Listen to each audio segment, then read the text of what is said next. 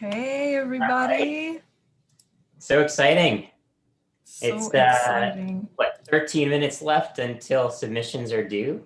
So crunch time. Everyone is probably freaking out last minute checks of, of what they're gonna do. I don't know if their demos, videos are done, but this is awesome. Culmination of the entire weekend and week. Absolutely, Tim. This was an incredible journey. We had so many people from around the world, and it was a first for all of us using all these new tools at once, like Miro, Slack, the live stream, meeting people internationally. I think everyone would agree that they made the most out of it. Yeah, exactly. I can't wait to see what everyone submits, and keep in mind that today is kind of a celebration of everyone who took part in this event, everyone who came and devoted their time and energy, in order to try to do something to make a difference in the climate crisis. So that's really awesome. I definitely want to give everyone a virtual, applause. I don't want to clap because I know it can be really annoying on a live stream, but definitely everyone who's been involved in any way, whether it's the participants first and foremost, you are all awesome. Everyone that had a hand in kind of making this day and this weekend happen, including our organizing teams, MTL Green, AI Launch Lab, everyone else who's joined us to volunteer or to work with us to really make this happen. We all and the mentors, the experts, the speakers. It's really great. And again, this is just the beginning, right? This is like for us, how we see it is, it's the launching pad for kind of taking these projects to the next level is kind of how I see it. So that's really exciting to me. Absolutely. I totally agree with you, Tim. I mean, this is just the beginning. And it doesn't mean it stops tonight. On the contrary, I think everything we've learned, all the challenges, there's so much to learn and continue to progress on all those issues. So definitely there'll be opportunities for everybody, as much the participants, then the mentors, then, everyone who's watching us tonight to get involved and make these issues a problem to take on seriously and to work towards solving and finding solutions. And I think what's great with each challenge is that everybody worked on something that will be useful for the challenges owners that have presented each challenge. So they will be looking to gather the best information that came out there and use it for some purposes. I think definitely you guys will not go unnoticed. There'll be chances to get involved further after this hackathon.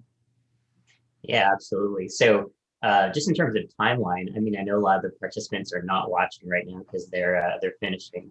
But for context, tonight we're going to have some discussion. Well, we're going to have some amazing keynote talks, first of all, from Nicole Dore from Academy for Sustainable Innovation, and also Sylvain Carl from Second Muse.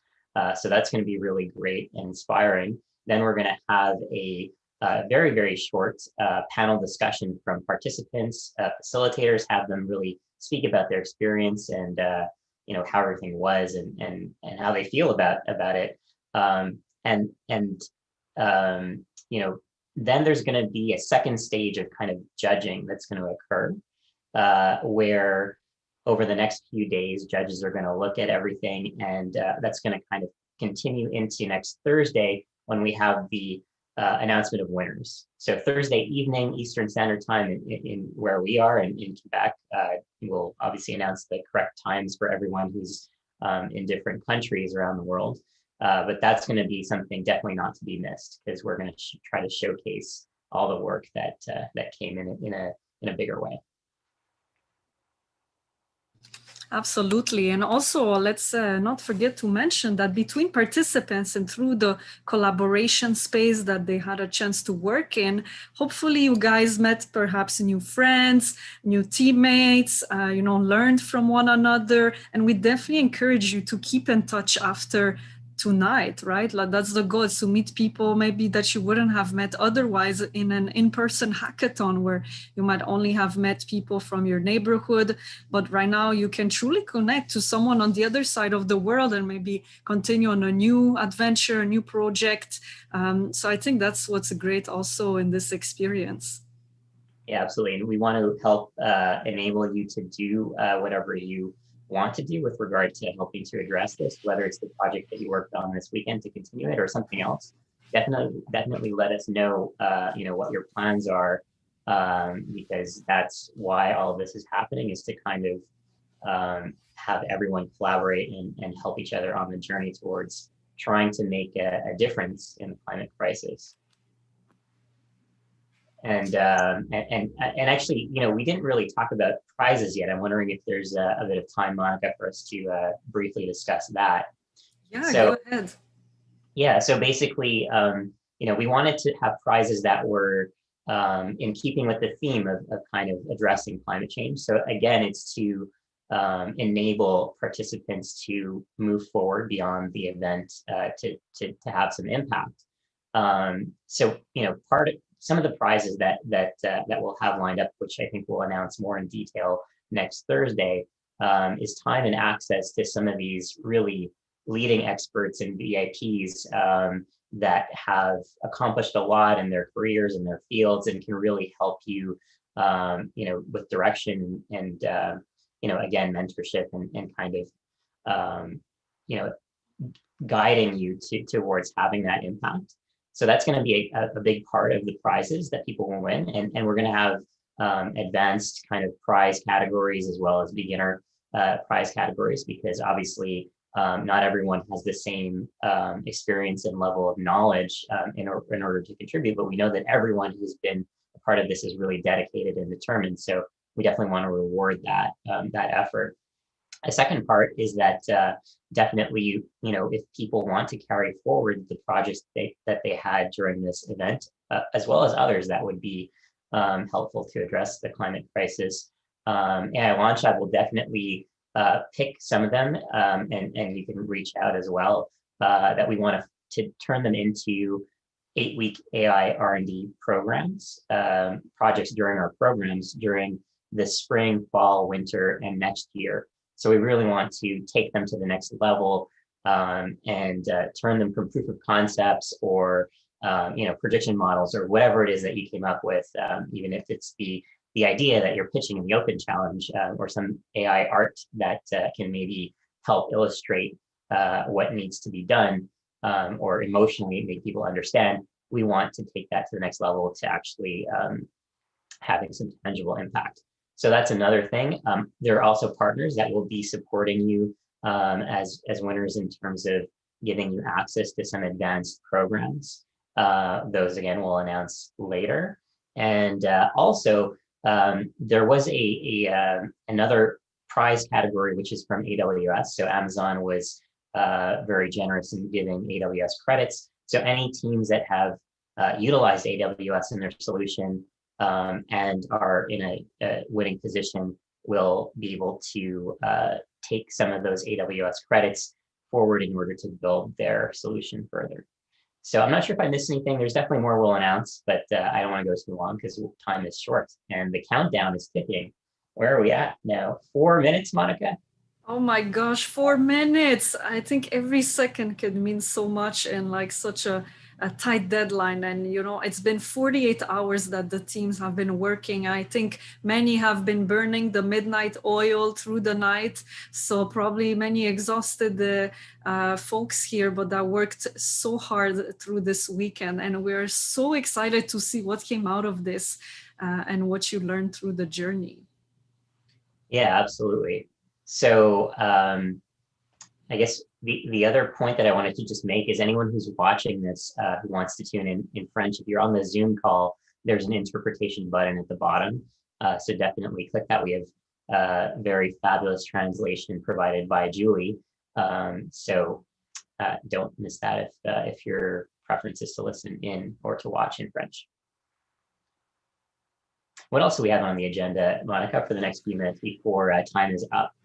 Yeah, I mean, we're only now 3 minutes away, but tonight we have two amazing guests that will be presenting to you guys. And what we have is also have 6 participants that will share their experience as they have embarked on this hackathon journey. So you'll hear from people from different challenges, different teams, and even different places around the world. So we're very excited to present a few of them a bit later after our two keynote speakers for you guys to learn and hear really their thoughts. Because, you know, myself, Monica, and Tim, you've been hearing us quite often, and all these speakers, but really we want to hear from the participants and for you guys to share as well to the audience listening to us tonight on how your journey went.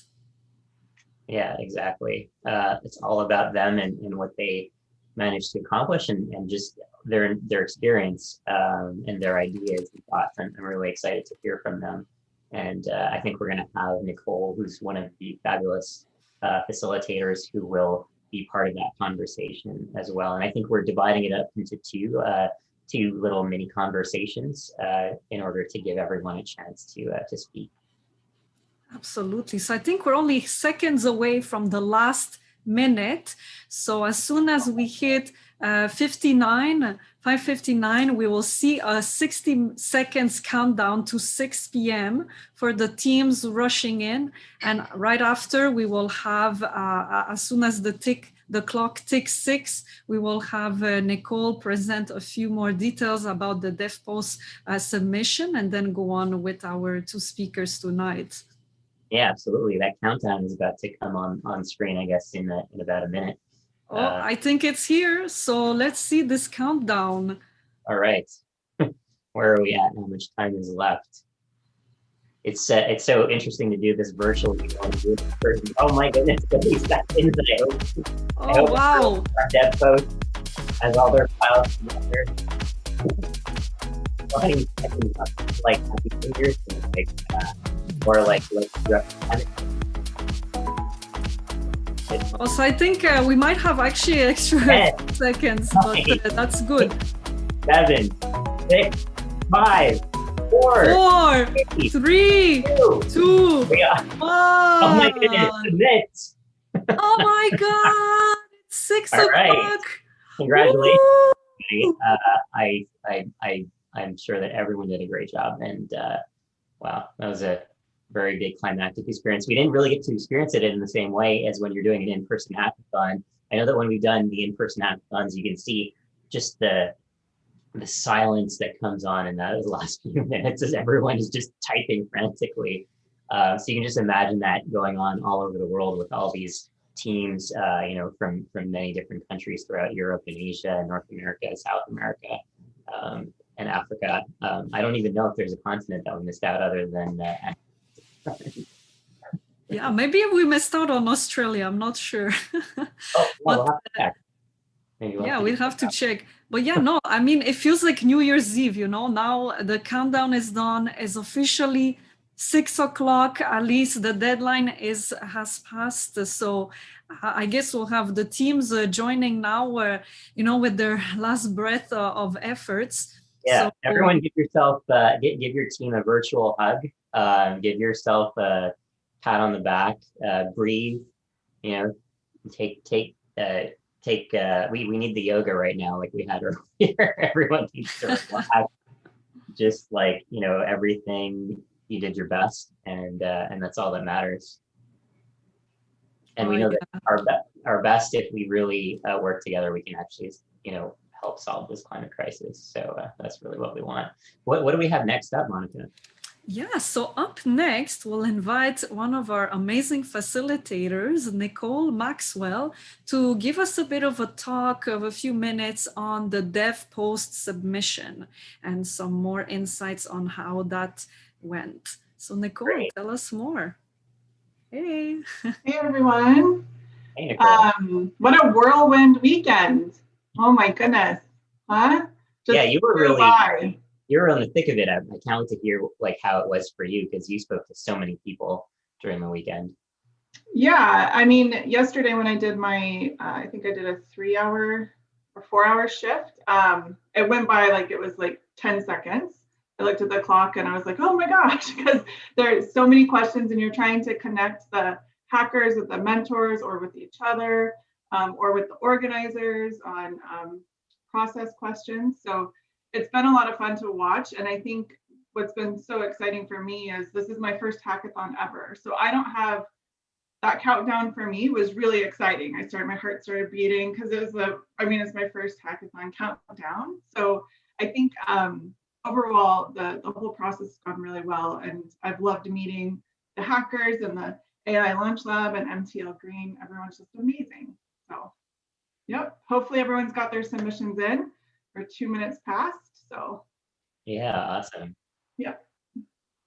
So now are we going to introduce the panel or are there any more? So we still have a few more minutes till the first speaker at 6:10. So maybe I'll invite Jason to speak about Miro and the ice cube challenge within the ice freezer. So Jason, I think there was a vote today to vote for your favorite top 3 ice cube images to meet someone new. So let's see what that looks like. Yeah, sure. Hey, thanks, Monica.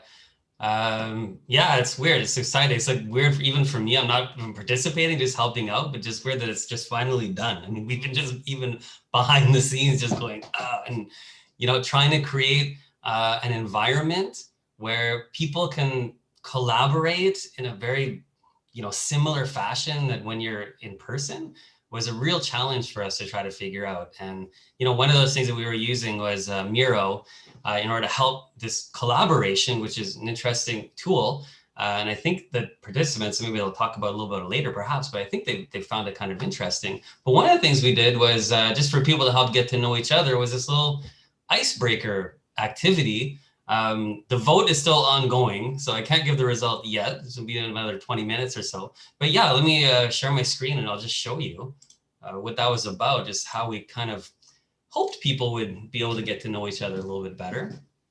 So I assume you're seeing the screen. This is the Miro board, and so we have all the information, just generally information about the judges and the workshop presentations, etc. So it helps bring people together. This particularly is what Monica is referring to. It's our little ice freezer. We're calling it an ice freezer activity. It's kind of icebreaker, but we don't like to break ice. I mean, this is a climate crisis, so we're trying to keep the ice frozen. So we're just going with this ice freezer activity. But if you take a look, we had people practice with Miro and just kind of put little pictures in here and explain a little bit about themselves, maybe what their passion is. And other people, of course, can go around and they check and to see who's here, like what colleagues or what people are they working with, what these people like, what are their ambitions. And, so this was kind of a way that we were hoping that people could get to know each other and maybe create this bit more of an environment of collaboration and helping, which is one of the things we did a little bit differently in this hackathon. I think most hackathons are very siloed and very competitive, doing your own thing. Whereas this one, we really tried to make it collaborative. People help each other. You could view each other's rooms and view each other's bios, maybe what they've done. So what we asked the people is to create a creative space here and that we vote on it. So everybody right now is in a voting process and they're choosing the best one or the one that just their favorite for whatever reason, thing they like the best. And also gave an opportunity for people to just take a look at what other people have done. And you see like a lot of people have been commenting on different ones already. They say, oh yeah, we like that, or it was cool, or how's it going? And so I think we succeeded in that measure to try to bring people together. And I'm curious to see how this vote will turn out. We actually have about 19 minutes left that we gave people. We didn't want to rush people to the vote because we knew they had their timeline at 6 o'clock. So we didn't want to take them away from that per se, but now people still have another 20 minutes. They can get their vote in and we'll probably stick around and see that later. Monica, we might be here for the result. This will be the first time I'm even showing this result, so I hope it goes well live. We'll see how that happens. Yeah, no, absolutely. So we'll bring you back as soon as this extra time to do your vote in Miro and to announce the top 3 winners of this ice freezer activity. Yeah, that sounds great. Awesome. Well, that's really, I think, the artifacts that will be left behind even after this hackathon. And I think that's the beauty of it, because sometimes in hackathons, you work at a table with your team, and there's not much left behind after it for others to enjoy or to meet, or the conversations you might have had are sort of blown away in the wind and just lie in your memory. So now we have the chance to leave a piece of you behind, that, this Miro board, this tools, these Slack channels, like they could be beneficial if you want to re-look at what you worked on over there, what you discussed. And also for those who want to continue participating in these kinds of initiatives, definitely you'll have the chance to do so. Like, I encourage all of you to follow really closely at the activities and events that the AI Launch Lab team is doing, but also MTL Green. There's a lot coming up that you guys can get involved in, and as well through all the mentors, the speakers, the different groups and people that we've heard from. So there's a ton of opportunity for engaging in projects and, living another exciting journey like this one. So definitely, there'll be a lot of opportunities like that. And we hope to see you active in this space, whether you're a climate scientist or AI specialist. I think bridging the two worlds together can bring full of potential. Yeah, absolutely. And I just wanted to address one thing. I think that there's a few teams that missed the submission by a few seconds. Definitely will be lenient on that. If it's a matter of uploading your file that took longer, don't worry. You can stop stressing. Awesome. So I know we have to be tight with time. We have to go to the panel now, Monica. Yeah, so I guess we have to introduce our first speaker. So let's begin with Nicole Doré.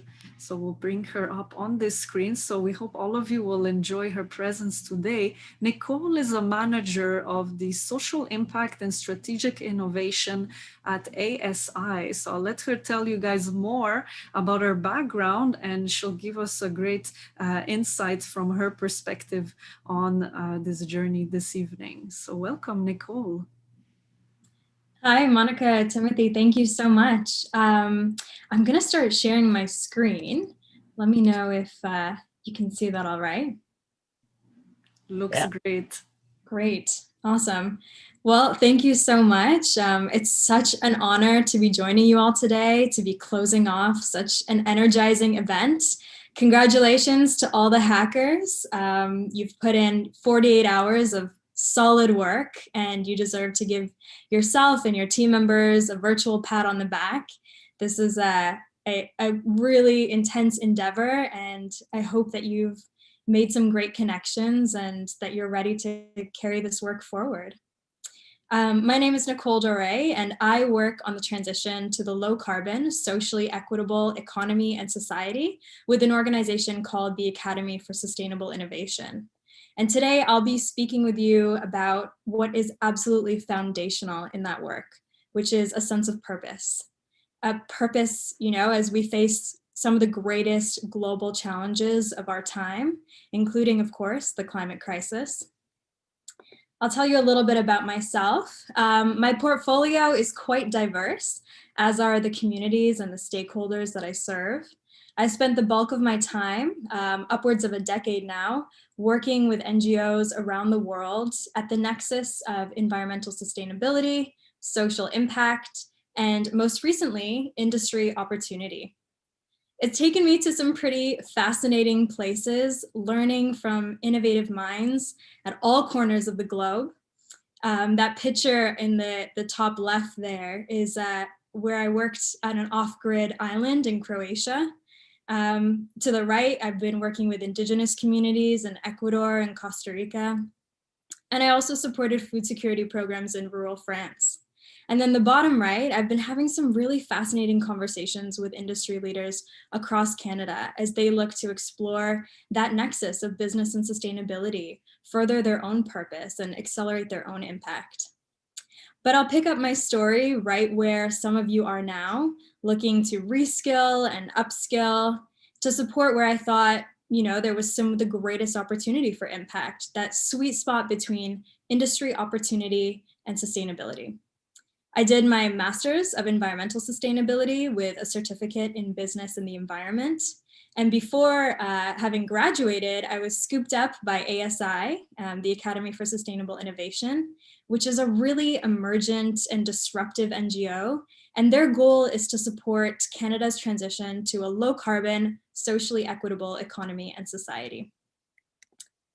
Together, we've shaped programs for professionals across the career trajectory as they too develop the skills and experiences that are required to navigate disruption and ambiguity, build personal resilience, embrace change, and really better understand their unique purpose.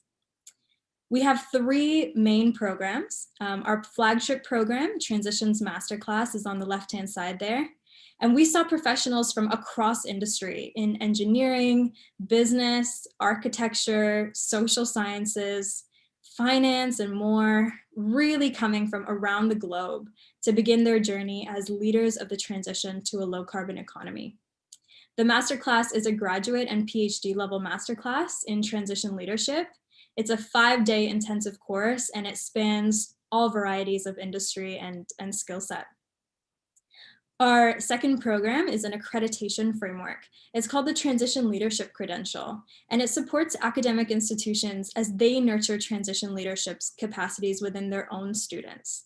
And this is really to ensure that the emerging leaders coming out of universities and colleges across Canada and around the world are receiving the critical learning experiences required to really embrace the challenges that come with a climate in crisis and an evolving social landscape, much like some of the skills that you all have been practicing this weekend during the hackathon.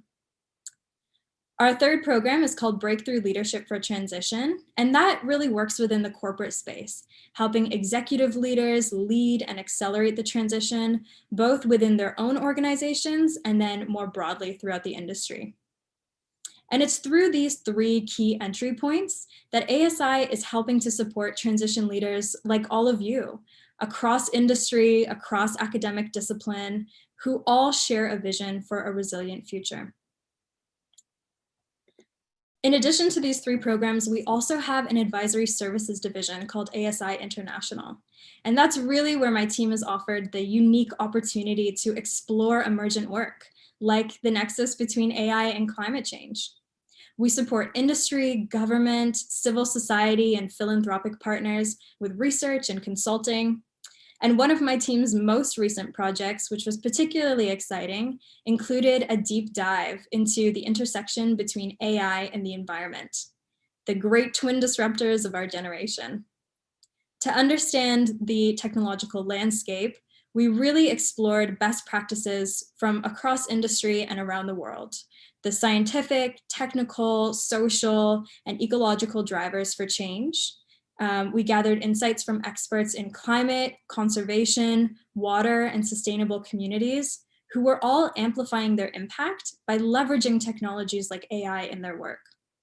And this helped us begin to bridge the gap between 2 ideas which are seemingly polarizing or seemingly dichotomous, the climate crisis and, of course, the technological revolution. It surfaced some pretty fascinating case studies, and each of these offers a unique perspective on the future opportunities that might appeal to some of you in the audience today. We explored citizen science, deployed to monitor water health across Canada. We shared the work of organizations like the World Wildlife Fund, who are leveraging AI to monitor at-risk species and the impact of human activity on their health. We explored the capacity for AI and drone-based technologies to accelerate nature-based solutions, protecting and regenerating critical ecosystems. We shared cases where AI and blockchain were put together to support peer-to-peer electricity trade within rural communities. Each of these initiatives were the collective effort of multiple players. And I really want to stress that there are so many opportunities for collaboration in this space with seemingly unlikely partnerships. But for each of these projects, there was at least one NGO, one corporate sponsor, and one technical person or one technical leader. So when you look at these opportunities and you explore opportunities for impact on your own, bear in mind that the world really needs technical thinkers like all of you to support the work of NGOs, help them understand and leverage AI in meaningful ways, and accelerate their impact.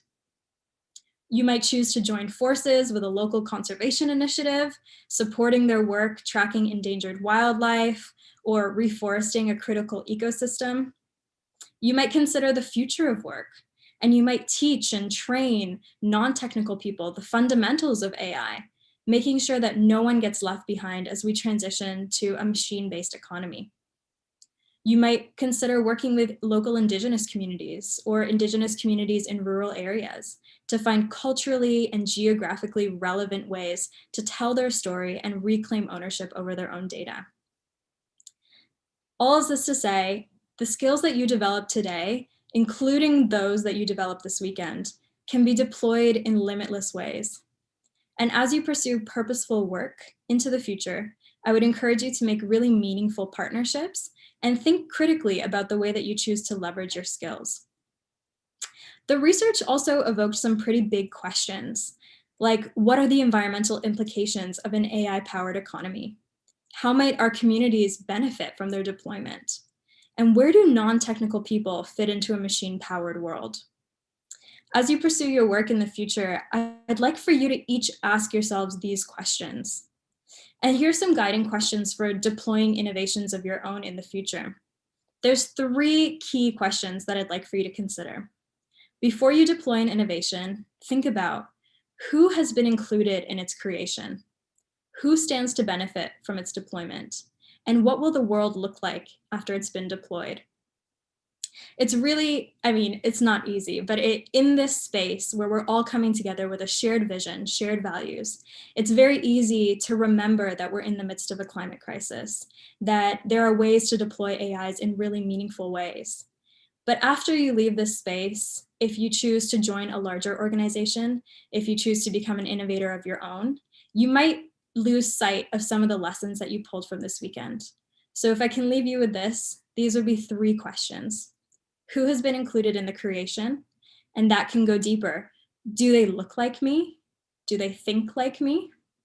In what ways have I fostered collaboration? In what ways could I take it a step further? When we look at leveraging AI in the broader context of environment and social impact, there's such diverse range of stakeholder groups at the table. You have, of course, the people that will be the recipients of the data or the innovation. You have the community groups, Indigenous groups. When we talk about the environment, you're looking at local ecosystems. So those responsible for maintaining food and water systems, energy systems. There's quite a diverse group of stakeholders in there. So if you believe that you've begun to foster collaboration, I always believe that you can take it a step further. Who stands to benefit from its deployment? And that doesn't just mean profit. So looking at who will own what I've created, who will own the data that I've collected? Will it be the same people who are impacted by its use? What will the world look like after it's been deployed? Another way to think of that is how can this be used to further community well-being far into the future? Humans are incredible thinkers and the brain is an incredible organ, but one of the things that we're lacking in is an ability to see far into the future. We're very short-sighted in many ways, and we get excited about things that could impact us in the immediate future. So consider what the world might look like 10 years down the line, 20 years down the line, or 30 years down the line after your innovation has been deployed. Or potentially, how could this technology be used as a stepping stone to deploy other technologies in the future that might have a broader impact? So, who has been included in its creation, who stands to benefit, and what will the world look like after it's been deployed? 2020 for me and for many of us was an unparalleled year of uncertainty.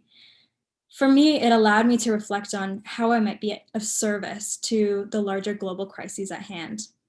As the pandemic unfolded, the events of the spring transitioned into a sustained disruption that for many will carry profound and lasting social, economic, and environmental impacts. It allowed me to evaluate how in this moment of incredible uncertainty, I was deploying my talents for a greater good. I asked if I was truly fulfilling my purpose, if I was leveraging my skills to meet the global needs. And today I'll ask you these same questions. The past 200 years or so has seen a series of industrial revolutions, each more exciting, each more fast-paced than the next, dramatically shifting global systems and improving the quality of life for many. However, each of these eras has dramatically impacted our social and economic systems, borrowing the resources of tomorrow for today's growth and innovation. The AI revolution can and must be the first to break this cycle. Each of you here today has the power and the talent to make that happen. As we know, AI can be used to accelerate data analysis and make predictions into the future. But we don't need to predict one more second into the future to see that the climate crisis is already here, and it's rapidly outpacing many of the scientific predictions that we've put to good use.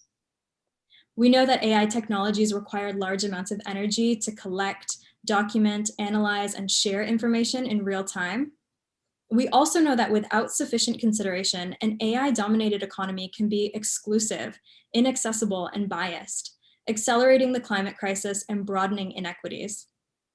But to do this work and to do it with intention, to do it with consideration of the social, environmental, and economic impacts of your work, is also to lead the transition to a net zero, socially inclusive, and equitable economy. If we have the courage to deploy AI with purpose, question its impact critically, and leverage it when its benefits outweigh the costs, then we can create a history to be proud of. Today, as I speak to all of you in your homes around the world, I know that among us, there are great minds and exceptional talent.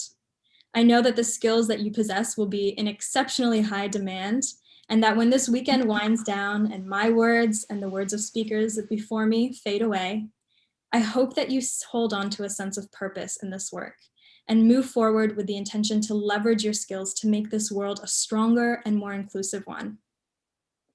Today, we face the greatest responsibility and the greatest opportunity that the world has seen. And through it, we must show each other and the world consistently what courage, creativity, and humanity look like. If you leave this space and you find yourself a part of a larger business, working for a tech giant or an industry leader, I hope that you bring this sense of purpose with you. I hope that you feel confident and bold in challenging the unsustainable assumptions that keep us moving in the opposite direction. And remember that anything that humans have created can be recreated in limitless ways.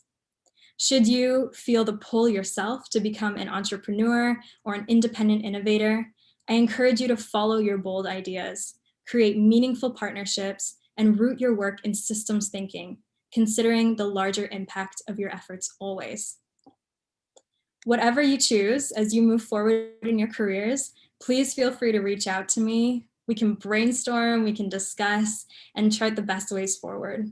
Use this weekend for a springboard for a world of purposeful work. I look forward to navigating this transition with you all. Thank you. Thank you, Nicole. Those were such inspiring words. I'm so happy that we have you among us to share on that. Thank you so much. I think it gives, motivation and empowerment to the listeners to see that they can bring this forward even after this hackathon journey. Thank you for sharing that. Thank you. Yeah, I'm wondering if maybe there's any questions from the audience. Shaida? Sure. Hi, Nicole. Thank you so much. I can definitely echo Monica's statement that was a very inspiring presentation. We have one question here that says, based on your experience, do you have any specific advice for someone who might just be starting out in the industry and trying to learn how to leverage their skills and their unique capabilities? Yeah, that's a big question. It's hard to give general advice, knowing that there's such diverse ranges of experiences on the call today. So I'm happy to speak with this person individually after the fact. But I think what was most important for me as I was exploring my personal impact was recognizing the intersection between what I'm really great at and what I'm passionate about. And you hear people say that a lot. What is your passion? Work from your passion. And I think another way to think of that is what breaks your heart. What do you go to bed and think about? What do you wake up thinking about? What do you spend your time researching to learn more about? For me, it's the impact of the climate crisis on marginalized communities, including women, children, people who are usually not included in formal economic spaces. So that's something that I'm constantly working towards. And I know my skills are, I'm very resourceful, I'm communicative, I'm collaborative. So when I find that intersection, that's really what brought me to ASI and what brought me to you all today. So I would encourage everyone here to really consider, you have these fantastic technical skills. Maybe you're an exceptionally creative person. Maybe you feel inspired to prototype in ways that others might be a little bit afraid to. So really think critically about what are your strengths, and then what keeps you up at night that you can, dedicate your skills towards fixing and shaping. Thank you so much. That was a very insightful response. We don't have any other questions at the moment, but if anyone does have them throughout the presentations, please feel free to put them in the chat box and I'll pass them along. Thanks again, Nicole. Yeah, thank you. Thanks for having me. Nicole. Awesome. Also, I want to remind everybody that there's a French interpretation option. If you guys want to listen to it, simply press interpretation at the bottom of your screen for those that are on the Zoom call, and you'll be able to hear from our amazing translator to provide you this feed in the French language. Yeah, and just for people who might not know, to get on the Zoom call, you would have had to register for the event. So for everyone else, we'll repost this stream in French at a later date. So now, I guess we have about a minute before we bring on our next speaker. Any points that we should make in the next minute, Monica? Anything that's going on behind the scenes? How is it looking back there with all of the teams? Yeah, I think, people are definitely exhausted and tired, but hopefully you guys feel like a weight off your shoulder and like a sense of like a gravitational, that your soul, your being has been nourished through this weekend, and you guys have put a lot of effort and energy into this. So make sure you renew your energy through some good food and sleep tonight. But obviously we'd like to keep you guys for another half hour to make sure we cover some inspirational thoughts before letting you guys to rest. Yeah, absolutely. So now I think we're ready for our next keynote speaker, and he really needs no introduction if you're in Montreal, Quebec, or in North America in the tech communities. Basically, he's kind of a rock star. So Sylvain Carl, now Senior Director at Second Muse, General Partner at Real Ventures, and previously had quite an awesome story of being at Twitter as well. So we're very fortunate to have Sylvain, and let's not waste any time and have him come on. Hello, everyone. Hey, Sylvain. Happy to be here. It's exciting to get to see this second edition of the hackathon, take place. I still remember last year we ran out of vegetarian and vegan options for the first first delivery of food, actually, and that was a small crisis. But today and this weekend, you work on a big crisis, and thank you all for being here. I'm gonna try to share a few slides and inspire you all. Tell you a little bit of a story of what's been happening and some of the things you could be doing. Let me just see if you can see my screen.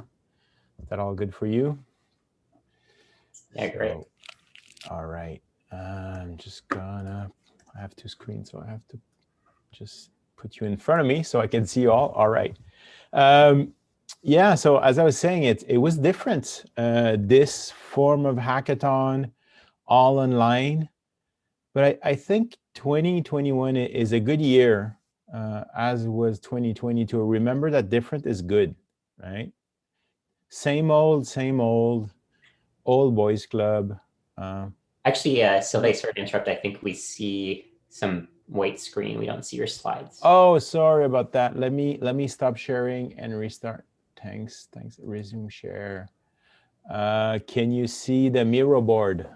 Yeah, now we see that. Yeah. Yeah. Okay. As I was saying, this is different this year, but different is good. What's been interesting for me, I think there's so much happening that we're at the confluence of so many things. So if you're Canadian, you can feel this. You can feel that this is a transition year. 2020 was a special year for everyone. If you're an American, I want to send you my gratitude for going through your election and moving forward with the situation south of the border. Big sigh of relief for sure. But 2020 was a weird year for me, and just it's like Nicole and I synced on this previously, but this notion of finding what you really love, what you want to do, what you're good at, and what the world needs, which is sometimes called ikigai in Japanese, was the way I saw the world. So I decided to leave my job as a partner at a venture firm and really focus all my time and energy on environmental impact. This was before I knew there was a crisis, a sanitary crisis called COVID that was coming. But it was a great time to do it. Actually, to answer one question that was asked, there's a bunch of new programs that have launched. This is TerraDo, but there's like Climate Launchpad, On Deck has, I think there's like 5 different boot camps. If you have a tech background and you want to learn about climate change, you can take these courses where you get to add. For me, it was like going back to some of the science I hadn't done in a few years, I should say decades, and really diving into the hardcore, high-level science between climate change, but also the policies. It's about communication. We had a class on psychology.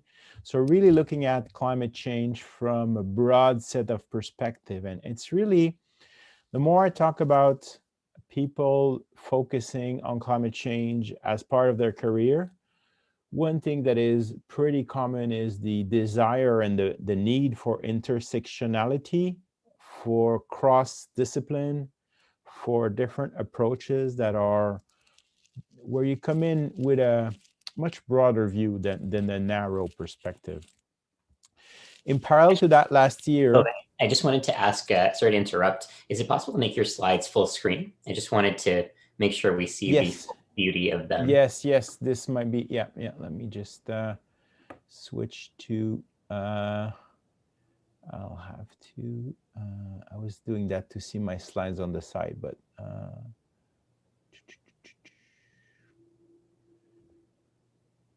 toolbar.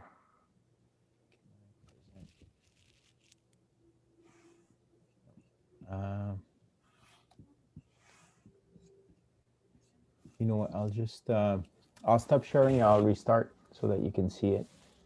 Okay, sorry to interrupt. I just know that your slides are really beautiful, and the window.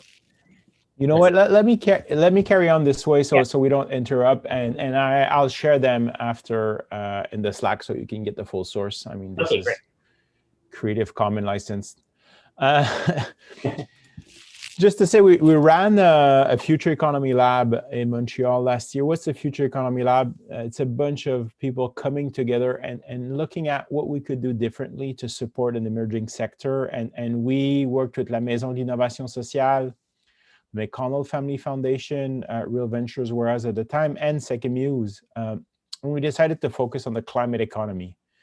What does that mean? It means that there's this intersection of science, policy, and urgency can be addressed if we look at this from the lens of economy and from the lens of finance. So we did a landscape. You'll certainly not see all the names here, but we interviewed about 50 different stakeholders. These are all local, active people that you could put under the climate umbrella. We've had, people often forget, but like we've had more than 40 years of le Manifeste écologique québécois, right? That's 1978. So people caring about the planet and telling us, sounding the alarm, this is not new. We've had 40 years of that. Hopefully, in the next decade, we fix what we haven't been able to fix in the last 40 decades. And when I say fix, I don't think we're going to put all the toothpaste back in the tube, right? So we can do some mitigation. We can slow down the rate of change. We might be able to capture a significant amount of carbon out of the atmosphere, but we'll also need climate adaptation. Like we will need to take care of people because the consequences of climate changes are real and are happening now. So this is why climate matters so much. What I've discovered in the last year, I sort of knew about it, but we're on the 10th year of a transition, probably like a 20-year cycle of finance waking up to climate. And why is finance waking up to climate? Finance is waking up to climate because some people are running models, like some of you did this weekend, risk models, with horizons of 25, 40, 50 years. Typically, these actuaries work in insurance, in pension funds. And what they've discovered is that it made no sense to not count the risk, right? So there's this, you might have heard this, business as usual. If we continue with business as usual, we're gonna get 6 degrees of warming. And people in finance have been investing like it's business as usual. But if you count the risk, you're gonna see that business as usual creates a planet that is unsustainable and unlivable for humans, if not for every living being.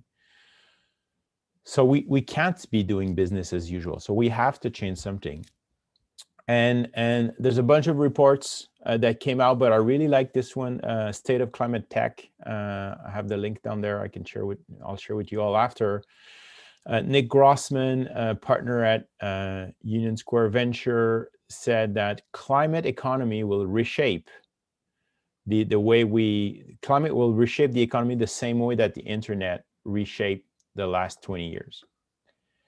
And throughout my journey at Terra, I discovered this En-ROADS, climateinteractive.org. If you haven't seen that, MIT, all the models are baked in here, and you can play with the levers, and you can say, if we're better with energy, with transport, if we get new tech, what's the impact on the climate? And you'll see to limit the curve for 1.5 degrees Celsius or even 2, it has to be pretty drastic. So I was a bit depressed, honestly, last year. And then I remembered that humans are amazing and that people, when pressed, when being creative, when really working together, can change the course of the planet. We've seen that often. So decided to focus my time and to engage a lot of people in supporting entrepreneurs. So entrepreneurs won't save us, but I also think that there's no silver bullet, and it's not like one thing that will help us or will solve everything. So we need thousands of projects, right? So we really need to be supporting different creative approaches for systemic change. And this is why we say, let's see 1,000 project bloom. And how would we do that? We'll do that through the ecosystem, right? There's no way to have major impact alone.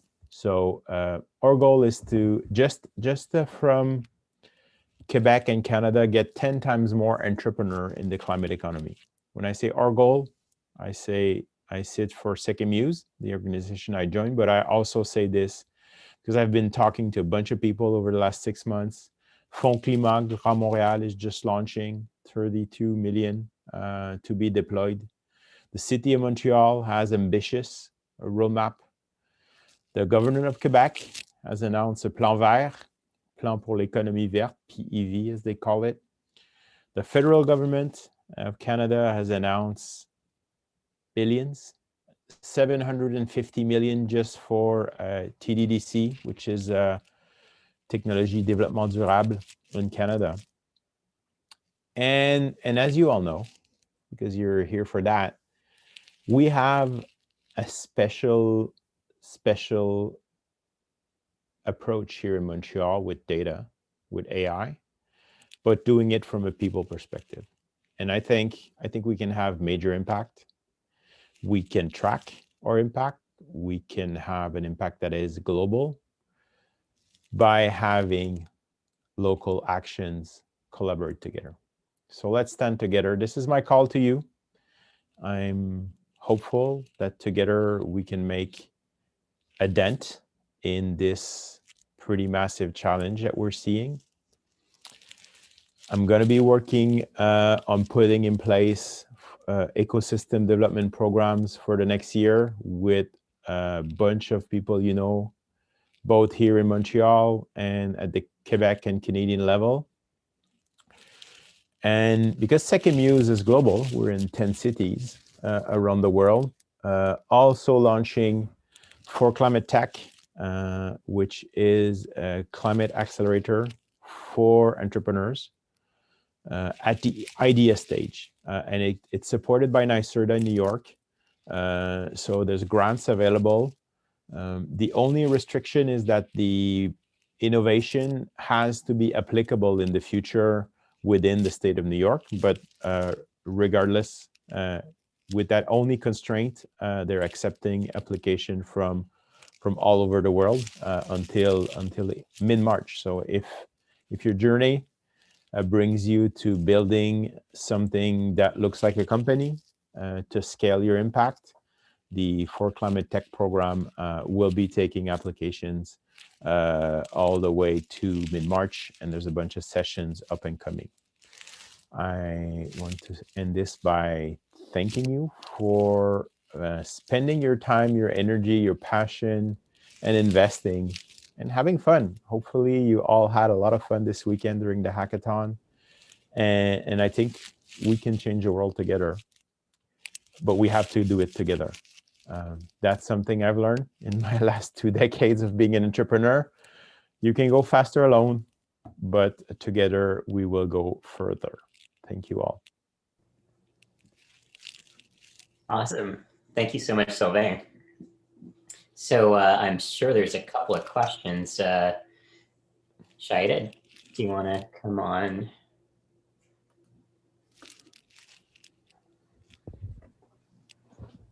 Sorry, just had to unmute myself. Thank you so much, Sylvain. That was a really eye-opening presentation, at least for me. It was really exciting to see all the various projects going on. And I loved your call out mentioning how important it is that we don't need one solution, we need many solutions. So I hope everyone who's listening here can really take that message home and continue working on the incredible projects they've started over this weekend and just build on the momentum we've got going here. I haven't received any questions yet, but if anyone wants to post them now, please do go ahead. You can type them in the chat. You can type them on the YouTube stream. But in the meantime, I'll let you guys continue on. Thank you. Yeah, I'd love to ask, actually, what would you say to all the teams and participants here who are looking for a way to have an impact? Where should they go? I guess you mentioned a lot of places they could reach out to, but you know, is that the case for people who are in Europe? Can they all reach out to those organizations in other countries?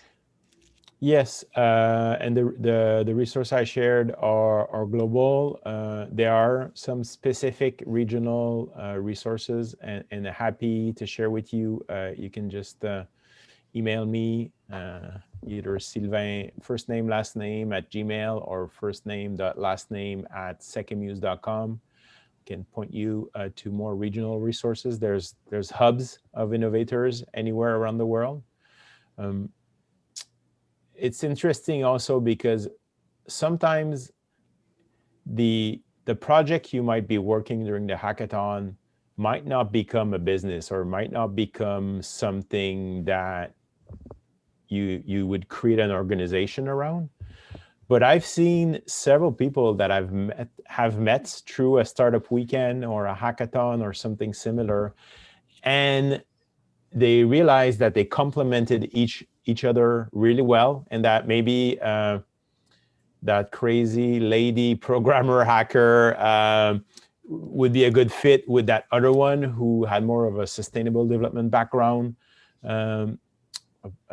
trajectory, and together they could work and create something bigger than just on their own.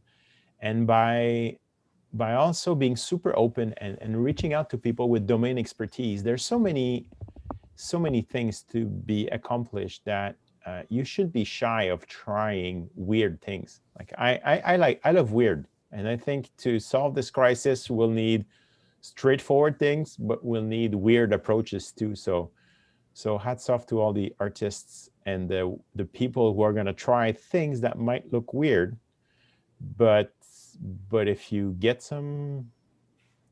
the scientific discovery process with validation will bring you somewhere where no one has gone before. And we need that. We really need that. Awesome. I think there's a couple of questions. Yeah, the questions have just started rolling in. The first one I'll ask you is, how can we make hackathons more sustainable? For example, sleeping over or not sleeping overnight is risky health behavior. Yes. The approach of having a longer time span for sure is something that helps. So some pre-hackathon sessions, some post-hackathon, or some design sprints, some other approaches of collaborating online for a longer period of time is certainly one approach. Another one that I really like, I've been in the open source community for a long time too, is this idea of just not delivering something to the hackathon, but thinking about delivering something that others could use in the future. And I think some of the teams this weekend have been working on this approach of maybe delivering a building block, a library, some cleanup data set. What can you leave after the hackathon? I think is a good question. So if you have a little bit of time in the coming weeks, and you think that by documenting some code, by putting some stuff on GitLab or GitHub, or just sharing some of the cleanup code or the cleanup data that you've used this weekend, you could help others.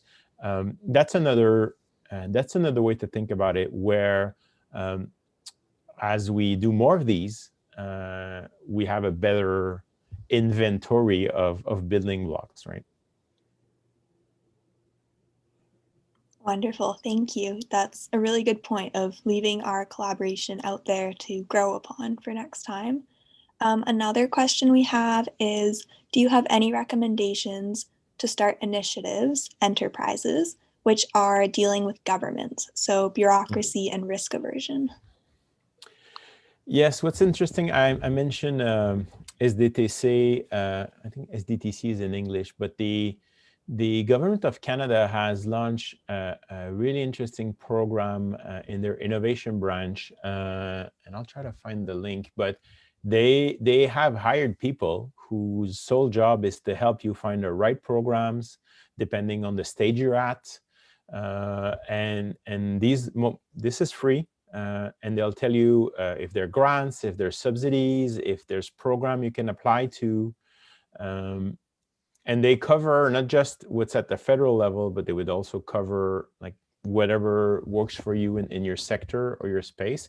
I think this is wonderful, right? Because just browsing all these programs and the forms and the requirements is sometimes hard. So having someone to help you navigate the different programs, I think is beautiful. And we're seeing this being copied now more at the provincial level. I know the city of Montreal has also put in place a lab. What used to be called like the Smart City Initiative is a lab now, an innovation lab. They also share their data. They have different programs. They have calls for participation. So be on the lookout. But this it's not for the lack of opportunities, I think. And I've been pretty proud of people in public service, whatever the level they're involved in.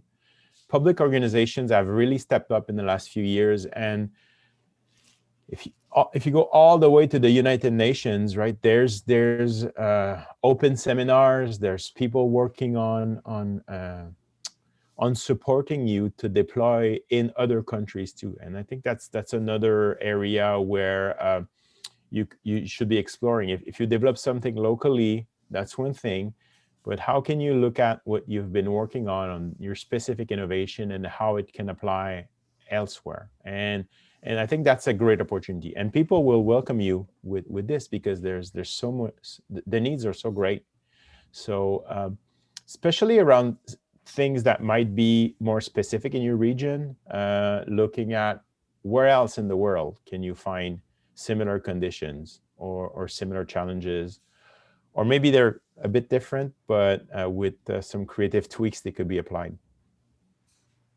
Amazing, thank you. What a wonderful response. And unfortunately, that's all the time we have for questions this evening, but thank you again, Sylvain, and thank you to all the participants who reached out.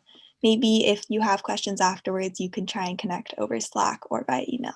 I'm going to pass it back to Monica now. Thank you. Thank you.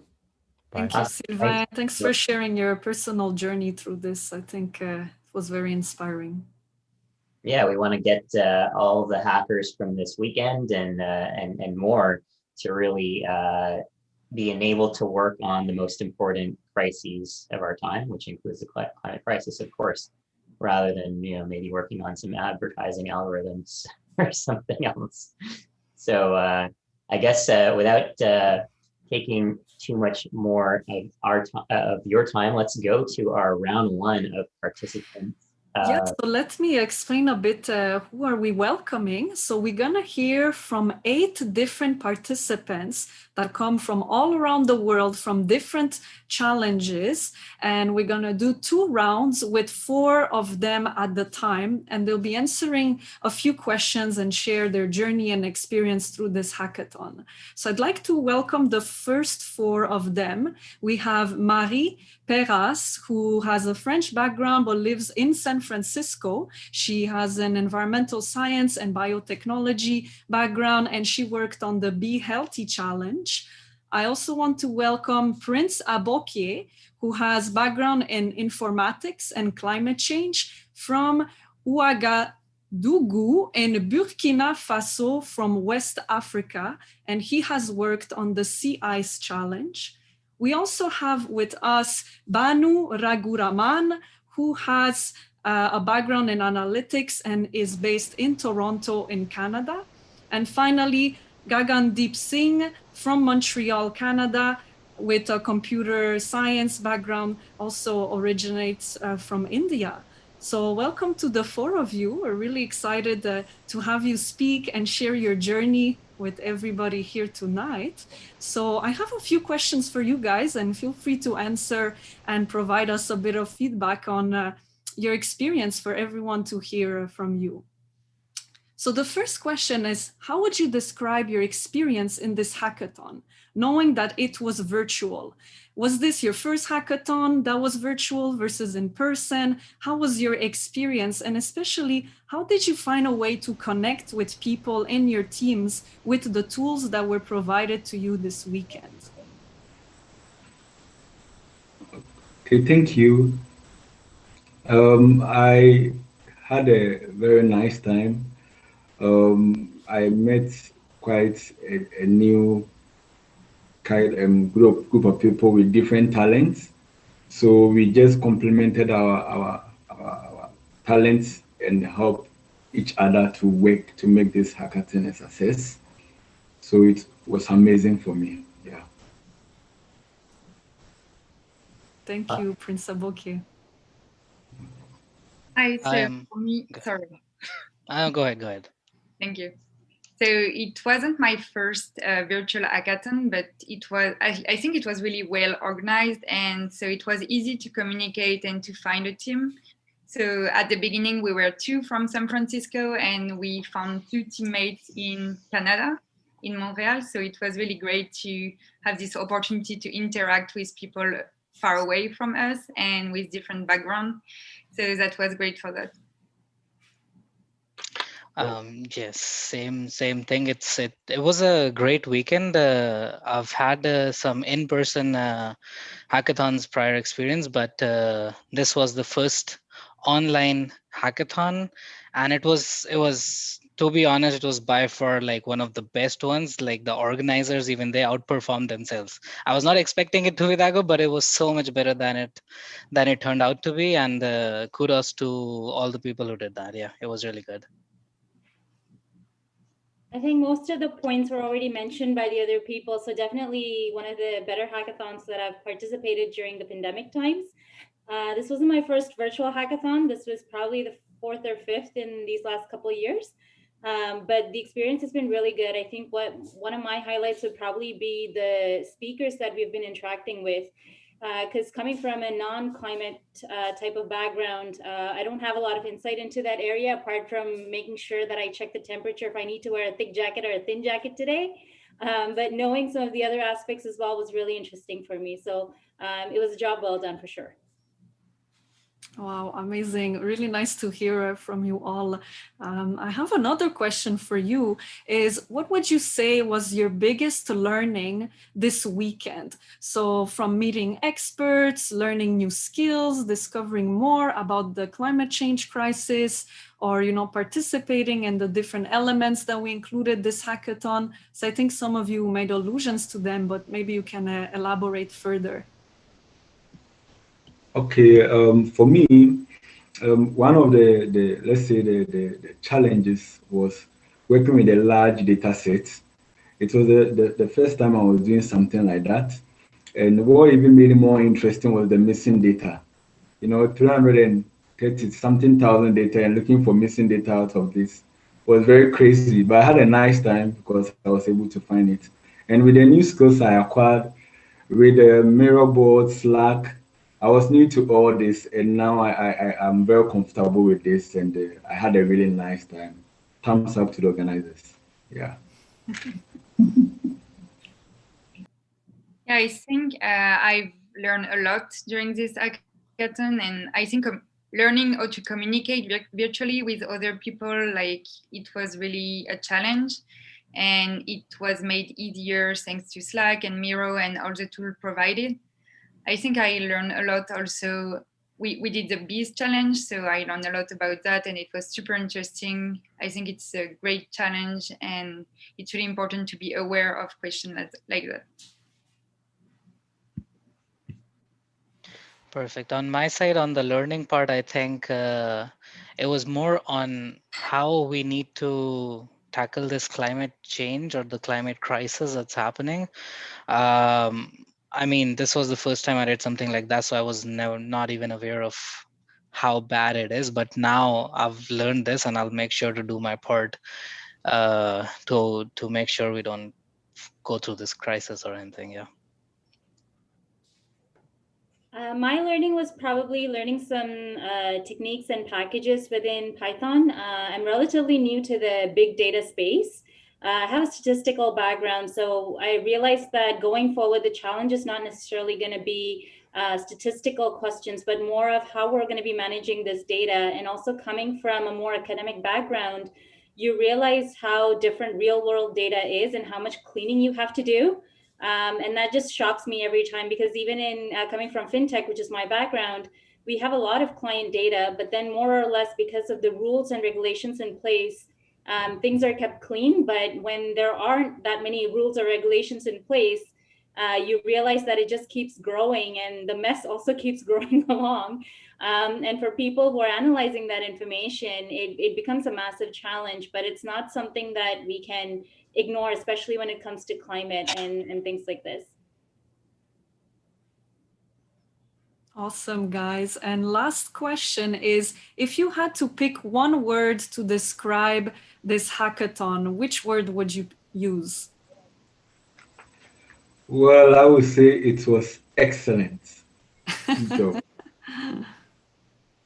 Yeah, for me to be cooperation. I would go with awesome. And I would say vast, like really big, like the scale of impact, the kind of thoughts that were communicated, everything was very vast for me. Amazing. Thank you to the four of you for sharing. So once again, we had Marie working on Be Healthy, Prince Aboke working on sea ice, Banu on sewage overflow, and Gagandeep on reducing CO2. So thank you to the four of you for sharing. Thank you. Thank you. So Thank let's bring you. in four other participants to also Thank share you. their experience. Thank you again. So let me welcome with us Caro Dac, who is originally coming from France, but lives in Montreal. She has a background in computer science and AI. She had studied in Université de Montréal. She worked on the Sea Ice Challenge. We also have with us Léo Tronchon, who also has a background from France, but also lives in Montreal, studied economics, computer science at McGill University. He worked on Super Resolution Challenge. We also have with us Talib Hussein, who worked on the Be Healthy Challenge. He's based in Montreal and was a first-timer hackathon here. And finally, Chloe Ryan, also in Montreal. She worked on the AI Art Challenge and has a background in art and engineering, and also studied at McGill University. So welcome to the four of you. Hello. Hi.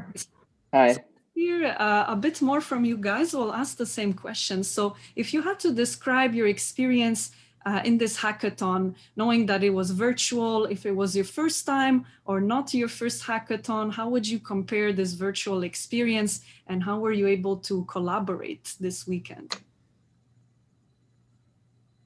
So I don't know who goes first. Go ahead.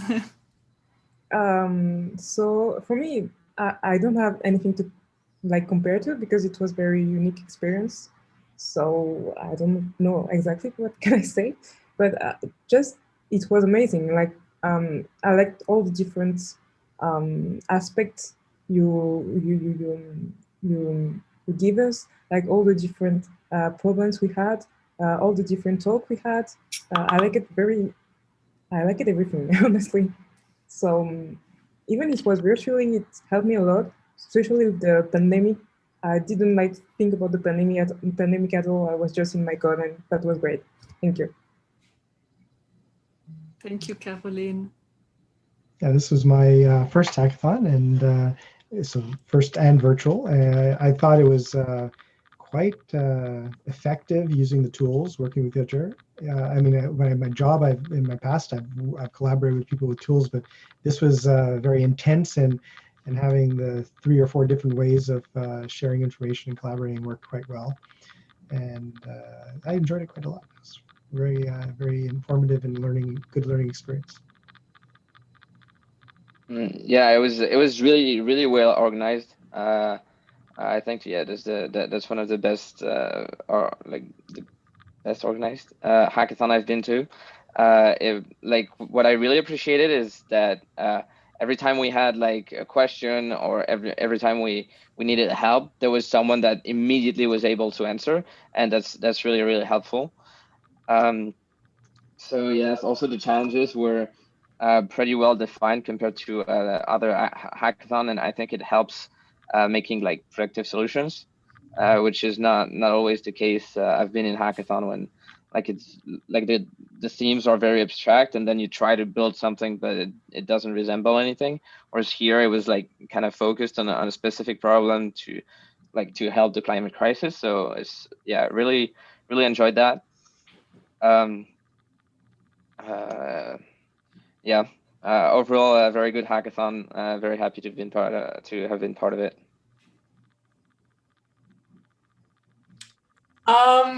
Unlike the other people here, this is my first hackathon. I've been to a ton of case competitions, but this was my first like technical hackathon, so I don't have much to compare it to. But regardless, I would say that being virtual was almost kind of an asset from a beginner perspective, because like being able to go through the Miro boards and the Slack channels and sort of like eavesdrop on the other competitions and what other people were doing was super cool, and something that I feel like you may not have been able to do to quite the same extent at like a real, like a in-person hackathon, which was a super, in my opinion, a fantastic part of it, just because I spent most of my time sort of getting situated and like seeing what other people were building and like what was possible with the prompts given. So I think that was something super cool. And I don't know, it was a great learning experience for me, and I definitely got a lot out of it, even if I didn't produce that much because it was my first time. Yeah, and also just listening to all the fantastic speakers and kind of learning more about this world.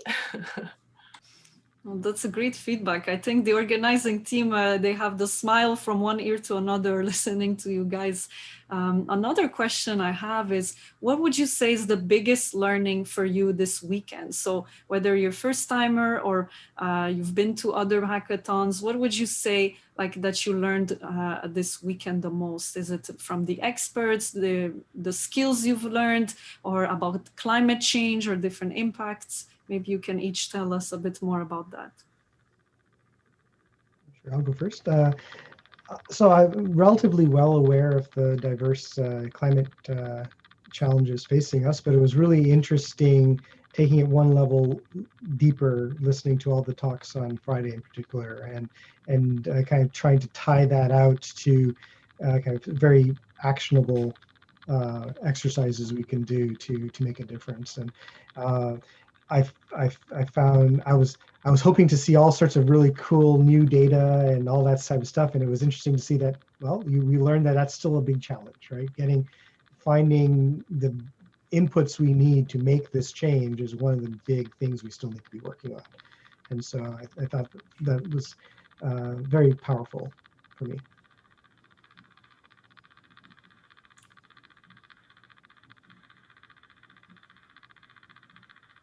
I was in the super resolution challenge. So that's a challenge that's quite technical, because you need to like basically what we were supposed to do was like a GAN, which is quite involved in terms of like deep learning, and just like in 1 day and a half, being able to treat the data, pre-process it, and then like make a whole model right away. And this small time period was like a great learning experience, because you really need to like go fast on everything, and you just like in terms of like practical experience, it's great. It was great. So yeah, I think that was a big thing. And then also the talks were quite inspiring. The one I remember most was the one, I don't remember the name of the person, but I know she was basically using I think GANs to change the images from your home, for example, to somewhere floated or something like that, just so people would see how the climate would impact different that was communities. Sasha Lucioni. Yeah, a very good project. Exactly. So very, very interesting talk. I remember this one And yeah, also, sorry, just want to thank one of the person doing the challenges, Bertrand. He's been with us all the time, helping, like super involved, and that was really, really, really important, I think. So yeah. Awesome. And I have one last question, and feel free to add to the other question if you want to provide more. But if you had to describe your experience in one word, which word would you use? I would say diversity about the problems. They were very diverse and people had different backgrounds. So. For me, I would probably say like an awakening. And I feel like this kind of ties into what I would have said for the last question of like my main takeaway in terms of like, I feel like everyone says like, you know, AI is the future and it can solve all our problems, but I think getting a much more detailed perspective of like what it can actually solve and what we can use it for, and just, you know, like, you know, I don't know, an awakening to all the things that are possible and what we can do to actually help combat the climate crisis with these kinds of technologies. So I was originally going to say cool, both as a it's really cool and really interesting, but also cool as a call to action. But after Chloe's turn of phrase she was using, I'm going to say super cool, and because we need to take it to the next level, both ways. So I'd say it was intense, yeah, because of the time crunch for the complex models. Can I add something about what we learned? Yes, absolutely. I think I learned a lot about communication because since we had a lot of different backgrounds, we just wanted to work together correctly. So we did a lot of communication. Also, my mate is so much into communication. I think he doesn't know how to not communicate, so he communicates a lot. Also, meeting the mentors, that was great experience. Especially we had kind of a session before where we could say what we were doing, how we performed, and meeting all the participants, seeing what they did, providing feedback. I think it was a great idea. And yeah, also I like the fact that you proposed some new tools and you were very open. You had a great idea. Well done, organizers, I believe. Organizers, I don't know. Thank you for. Yeah, so thank you. I think I want to say, make all of you organizing and did such a wonderful job, and you're very actively involved, and like other people said, always available. But I think you should all accept a big round of like thanks and gratitude from all of us, because you really did pull this off. It's great. Thank you. You guys are very generous with your comments. Thank you so much. I think all of us, I'm trying to keep my emotions down. You guys are making me like really happy. And I think all the organizing team, I would echo your collaboration, your hard work. I think, you know, it's so great to hear you guys that had a great experience. So thank you, everybody. And we're doing it for you guys. So really, that was our passion and motivation to make you guys learn and bring all this forward. So thank you again to the participants who shared. So once again, thank you to Caroline, Leo, Talib, Chloe, Prince Abokie, to Banu, Gagandeep, and Marie. It was great to hear from you. And we had a lot of participants, but thank you for sharing here tonight. Yeah, awesome. Thank you. I think they were quite kind with us. I was happy that Leo mentioned intense, because obviously in a hackathon, when there's a time crunch, people can also experience some pain. We're not trying to create that experience for you, but it's just, you know, that kind of happens when you're, you know, frustration also is another one I'm sure people experienced and maybe didn't mention. But I think the what's that word when you persist and you just keep pushing and hopefully you manage to get somewhere. And even if you don't perseverance, yeah. There you go, yeah. And even if you don't get somewhere this weekend, you know, you're not able to submit what you wanted to. You know, this is like the journey, right? And we're trying to catalyze and enable as many people as possible, whether you're a participant or a spectator or, you know, even us, you know, I think I got a lot more inspired and, you know, by being engaged with this process, it's going to make me more determined to have some real impact and actually making a difference for the positive with regard to the climate crisis. So that's my takeaway from this. What do you think, Monica? You know, I feel a bit speechless. I'm absorbing all that's happening, and you know, I think it's empowering. And yeah, I think, you know, we're highlighting a lot of positives, but you know, it doesn't mean it was an easy weekend. There's definitely intense and challenges and things, roadblocks, and you know, new things to learn, new people to meet, and new tools to get familiar with, and all of that. So definitely, you know, congrats to all the participants who pulled through, that took the courage, their strength forward, and your mental, you know, brain power to make this happen. I think it's extremely impressive that you guys were able to work and bring something forward in such a short time. So congrats to all of you. We hope this will leapfrog you towards more outcomes moving forward. So I guess that brings us to the closing points before letting you guys go. So just quickly, let's bring on Jason to see who has won the Ice Cube Challenge in the Miro Ice Freezer board. So let's hear quickly to see the results from that.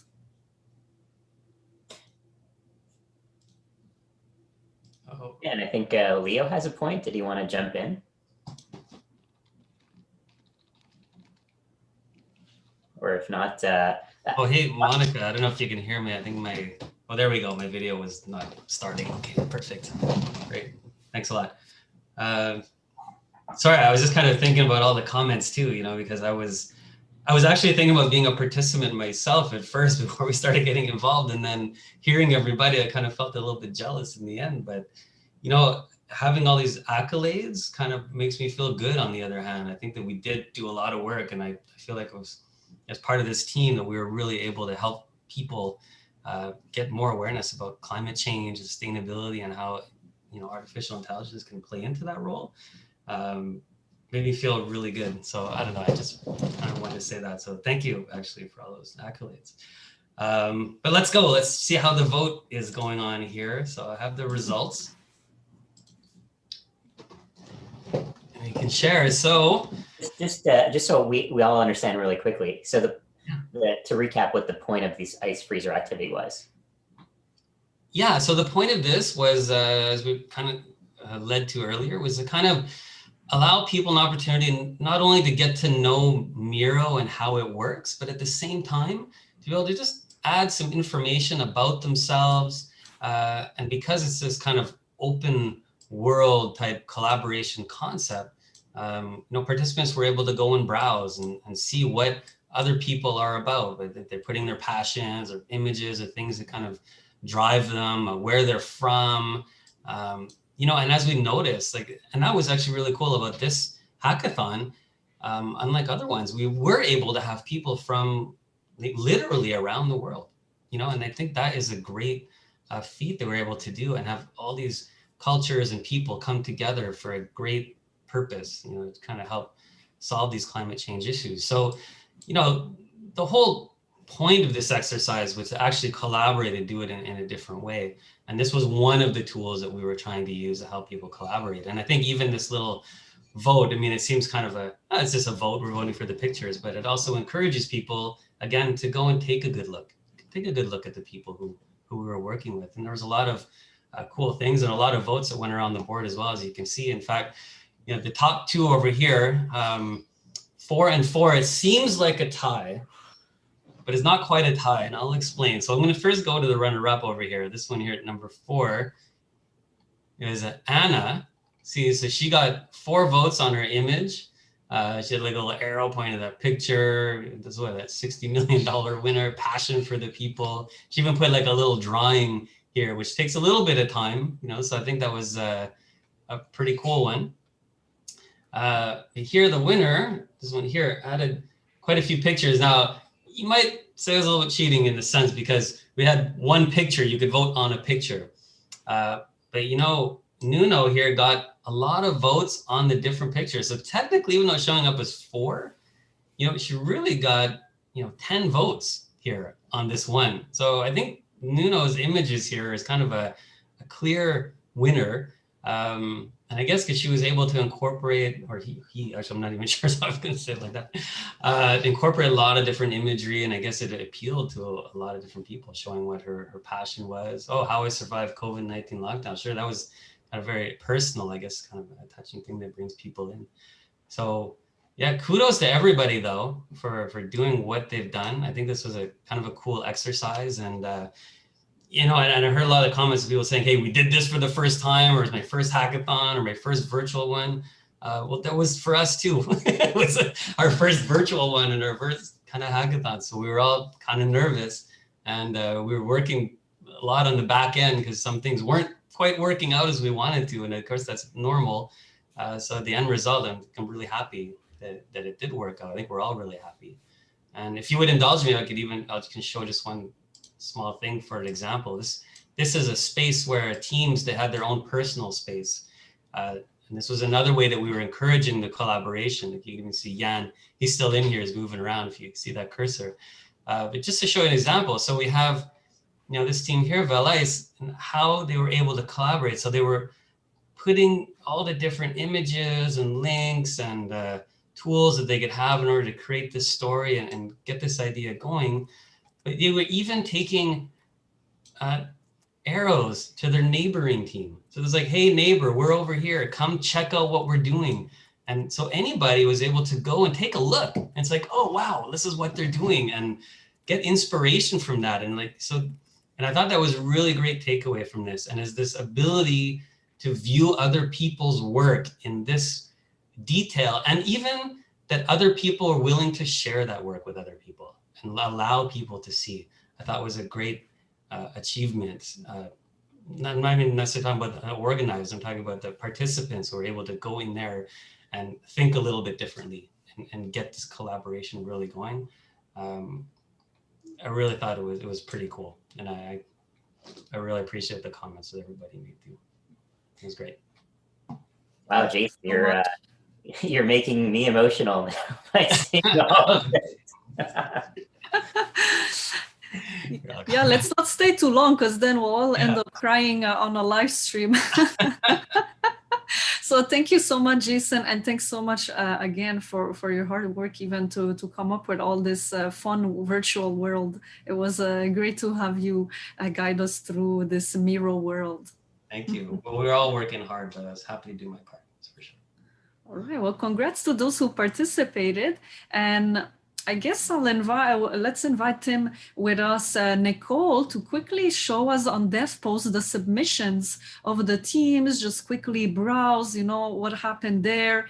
And I'll use the opportunity to also remind participants that the judging will begin from tonight up to about mid next week. And then Tim, maybe you can tell us, when will winners be announced?